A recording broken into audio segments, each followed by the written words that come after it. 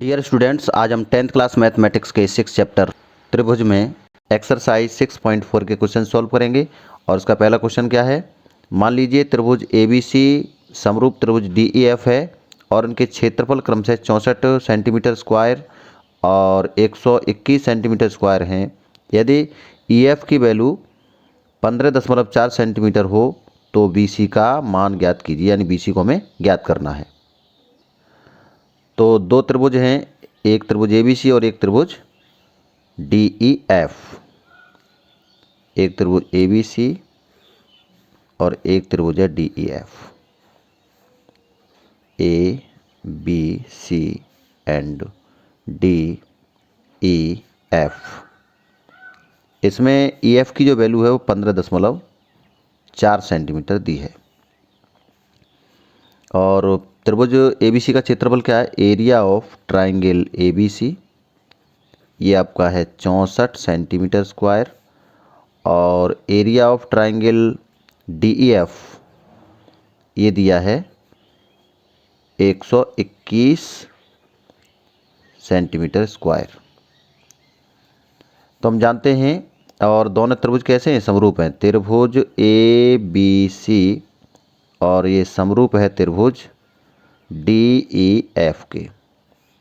दो समरूप त्रिभुजों के क्षेत्रफलों जो अनुपात होता है, क्षेत्रफलों का अनुपात जो प्रमेय 6.6 में दिया है। 6.6 क्या है, दो त्रिभुजों के क्षेत्रफलों का अनुपात उनकी संगत भुजाओं के वर्गों के अनुपात के बराबर होता है यदि वो त्रिभुज कैसे हों, समरूप हों। तो इसमें दिया है दोनों त्रिभुज समरूप हैं तो उनके क्षेत्रफलों का जो अनुपात होगा इनकी संगत भुजाओं के वर्गों के अनुपात के बराबर होगा। तो यहाँ लिख देंगे, इसलिए एरिया ऑफ ट्राइंगल ABC बटे एरिया ऑफ ट्राइंगल DEF, और ये बराबर हो जाएगा BC अपॉन EF का स्क्वायर, यानी BC square upon EF square. BC square upon EF square. तो इसका एरिया कितना है, 64/121 equal to BC square upon EF की वैल्यू है 15.4 का वर्ग लिखेंगे। तो यहाँ से स्क्वायर, दोनों पक्षों का स्क्वायर रूट ले लें, यानी दोनों पक्षों का वर्गमूल ले लेंगे तो ये आपका हो जाएगा BC अपॉन 15.4 15.4 इक्वल टू ये हो जाएगा 8/11।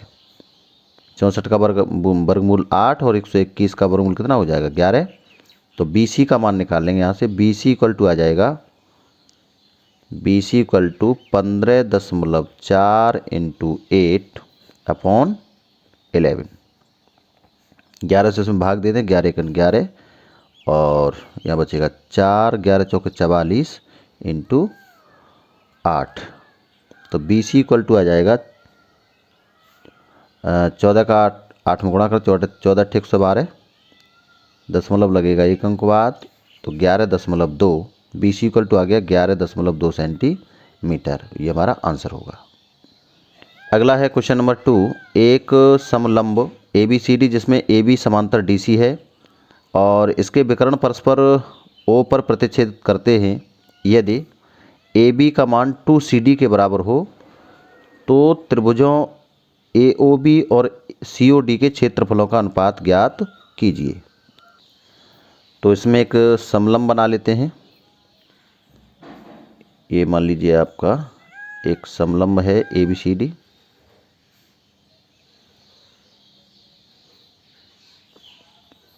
A B C और D, जिसमें भुजा AB है वो DC के समांतर है। AB समांतर DC इसमें दिया है और इसके विकर्ण, एक विकर्ण आपका है AC और एक है BD। O पर एक दूसरे को काटते हैं। तो सबसे पहले लिख लेंगे, यहाँ पर दिया है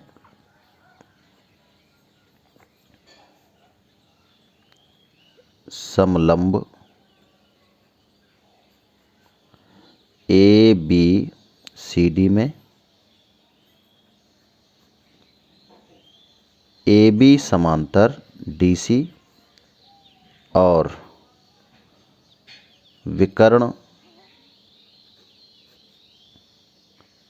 BD तथा AC बिंदु O पर प्रतिच्छेद करते हैं।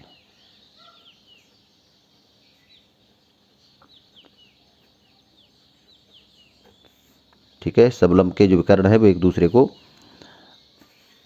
O बिंदु पर काटते हैं। अब त्रिभुज AOB और COD के क्षेत्रफल का अनुपात हमें बताना है।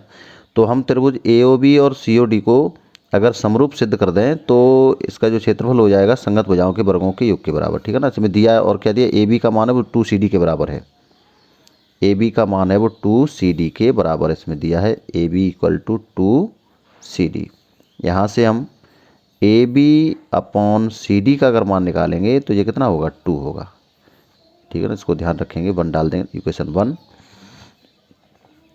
अब त्रिभुज AOB तथा त्रिभुज COD में, इसमें देखें AB है वो DC के समांतर है और दो समांतर रेखाओं को जब एक तिर्यक रेखा काटती है तो एकांतर कोण बराबर होते हैं। तो इसमें ये वाला जो कोण होगा वो इस कोण के बराबर होगा और ये कोण है वो इस कोण के बराबर होगा। इसी बात को लिखेंगे, तो इसे लिखेंगे कोण OAB इक्वल टू कोण OCD। ठीक है, इसी प्रकार देखें कोण OBA और ये बराबर होगा कोण ODC के। एकांतर कोण है, जब दो समांतर रेखाओं को एक तिर्यक रेखा काटती है तो जो एकांतर कोण बनते हैं वो कैसे होते हैं, समान होते हैं। दोनों एकांतर कोण है तो समान है। और कि नहीं, दो त्रिभुजों में दो संगत कोण अगर समान हो जाते हैं तो त्रिभुज कैसे होते हैं, समरूप होते हैं। AA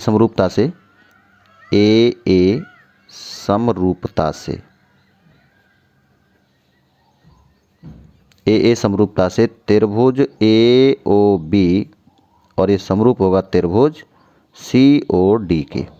दोनों त्रिभुज समरूप हुए और दोनों त्रिभुज समरूप हैं तो इनके जो क्षेत्रफलों का अनुपात होगा वो इनकी संगत भुजाओं के वर्गों के अनुपात के बराबर होगा। इसलिए एरिया ऑफ हमें निकालना है, एरिया ऑफ ट्राइंगल AOB और एरिया ऑफ ट्राइंगल COD के क्षेत्रफलों का अनुपात। Area of triangle AOB, area of triangle AOB upon इनका अनुपात निकालना क्षेत्रफलों का, एरिया ऑफ ट्राइंगल COD। ये क्या होगा, AB संगत भुजाओं के अनुपात के बराबर होगा, AB square upon DC square.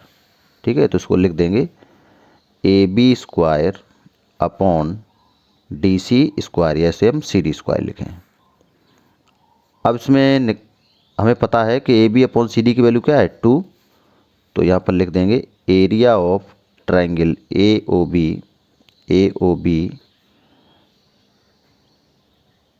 Upon area of triangle COD equal to 2/1। इसे 2/1 लिख सकते हैं, ये 2 है ना, तो इसे 2/1 लिख सकते हैं का स्क्वायर।